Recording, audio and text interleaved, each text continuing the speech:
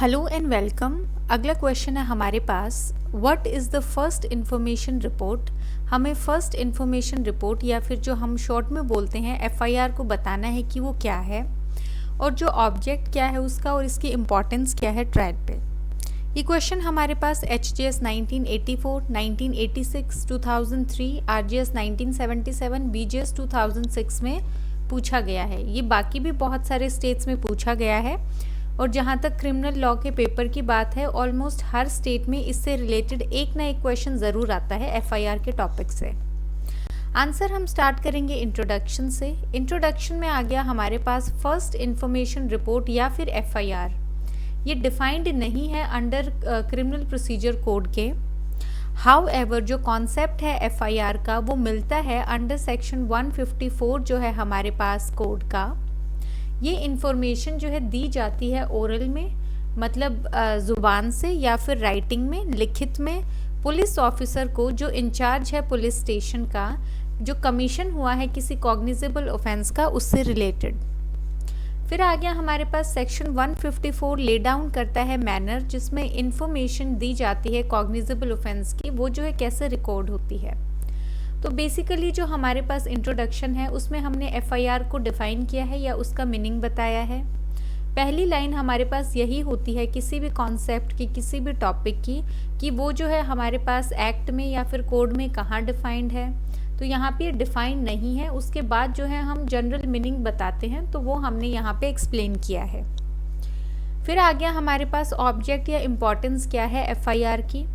इसमें आ गया जो फर्स्ट इन्फॉर्मेशन रिपोर्ट है वो इन्फॉर्मेशन है जो रिलेट करती है जो कमीशन हुआ है कॉग्निजेबल ऑफेंस का, जो first in point of time है, मतलब जब से वो जो है कमिट हुआ है ऑफेंस, तो सबसे पहले जो है first in point of time का मतलब है सबसे पहले जो बात पता लगी है उसको हम एफआईआर कहते हैं।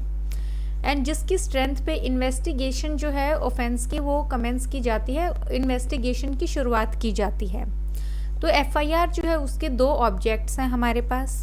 पहला आ गया जब हम पॉइंट ऑफ व्यू से देखते हैं इन्फॉर्मेंट की, जिसने इन्फॉर्मेशन दी है, कि ये सेट करता है क्रिमिनल लॉ को मोशन में, कि ये जो क्रिमिनल लॉ को जो है मोशन में क्रिएट करता है, इसकी शुरुआत करता है, यहाँ से इन्वेस्टिगेशन शुरू होती है।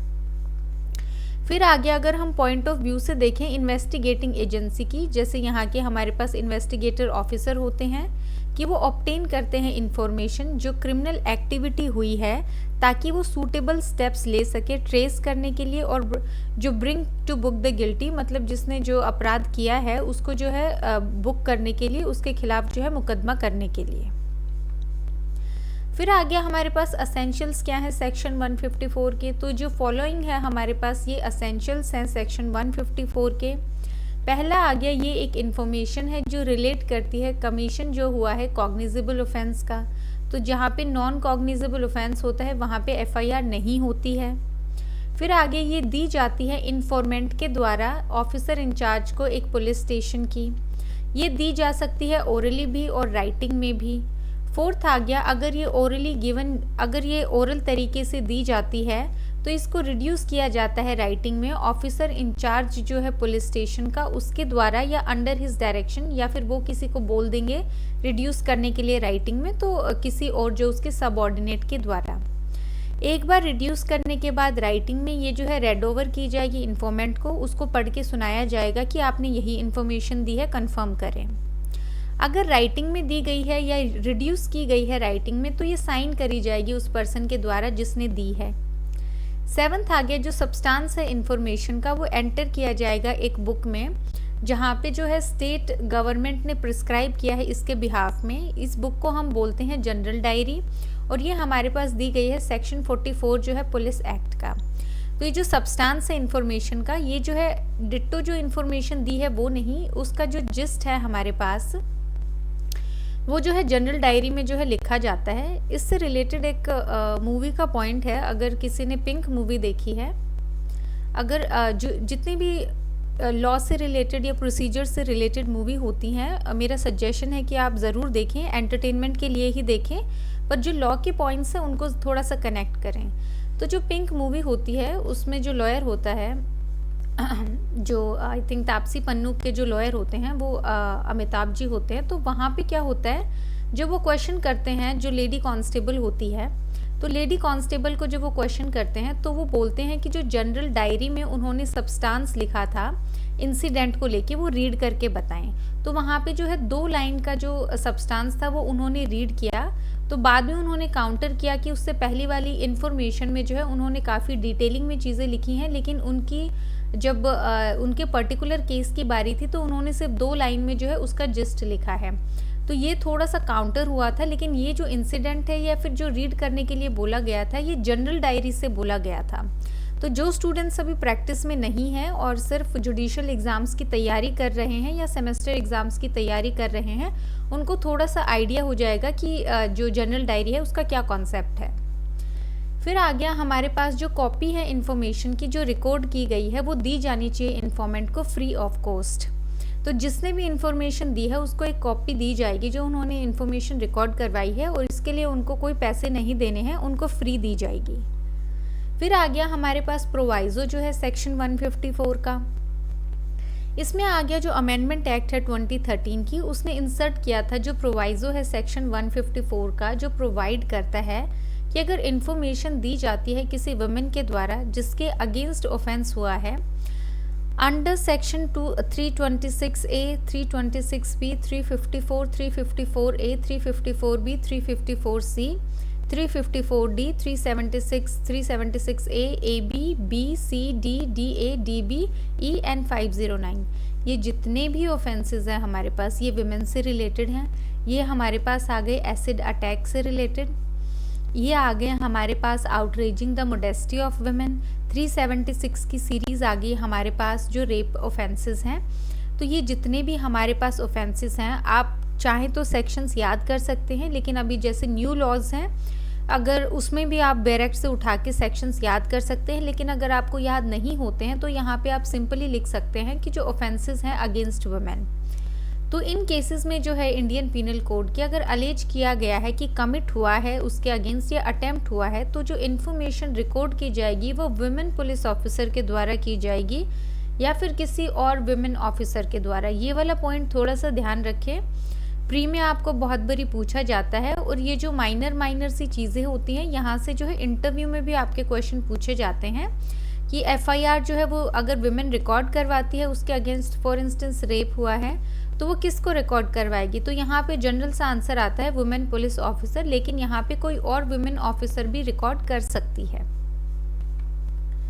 फिर आ गया कंक्लूजन हमारे पास। कंक्लूजन में आ गया हमारे पास कि ये फर्दर प्रोवाइड करता है प्रोवाइजो जो है हमारे पास कि अगर पर्सन जिसके अगेंस्ट जो ऑफेंस अलेज किए गए हैं, जो यहाँ पे ऑफेंसेस अगेंस्ट वुमेन हैं, अगर वो कमिट किए गए हैं या फिर अटेम्प्ट हुआ है उनका, अगर वो टेम्परेरीली या फिर परमानेंटली मेंटली या फिजिकली डिसेबल्ड हैं, तो मेंटली जैसे अगर वो शॉक्ड हैं उस इंसिडेंट से, और फिजिकली डिसेबल्ड कि अगर उनको ऐसे कोई इंजरी आई है जिसके वजह से वो एबल नहीं है, इतनी क्षमता नहीं है उनमें कि वो इन्फॉर्मेशन दे सके कहीं पे जाके, तो ये जो इन्फॉर्मेशन है ये रिकॉर्ड की जाएगी पुलिस ऑफिसर के द्वारा उसके रेजिडेंस पे, जहाँ पे पर्सन जो रिपोर्ट करने की सोच रहा है, या फिर किसी और कन्वीनियंट प्लेस के पर्सन की चॉइस पे। यहाँ पे जो है हॉस्पिटल्स को भी प्रेफर किया जाता है कि अगर कोई इंजरी है और वो एडमिट है तो यहाँ पे कन्वीनियंट प्लेस यहाँ पे हॉस्पिटल होता है। उसके अलावा इंटरप्रेटर या सोशल एजुकेटर भी प्रेजेंट होगा वहाँ पे।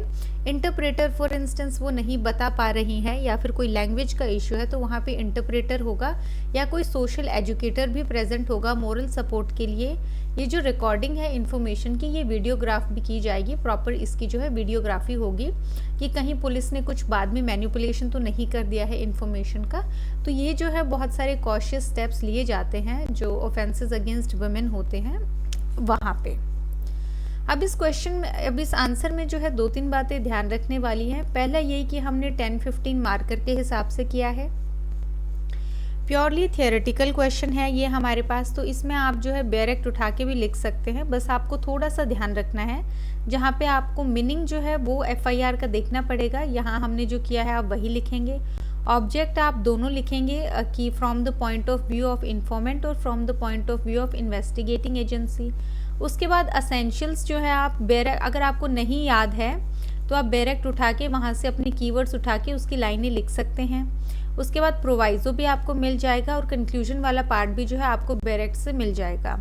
तो जिन स्टेट्स में बैरेक्ट अवेलेबल हैं और बच्चे अगर ज़्यादा मेंटल बर्डन नहीं लेना चाहते हैं या एक्यूरेटली प्रिसाइजली वो आंसर लिखना चाहते हैं तो आप बैरेक्ट की हेल्प ले सकते हैं। अदरवाइज़ जिन स्टेट्स में अवेलेबल नहीं है आप ज़रूर जो है इस आंसर को ऐसे ही अटैम्प्ट करें।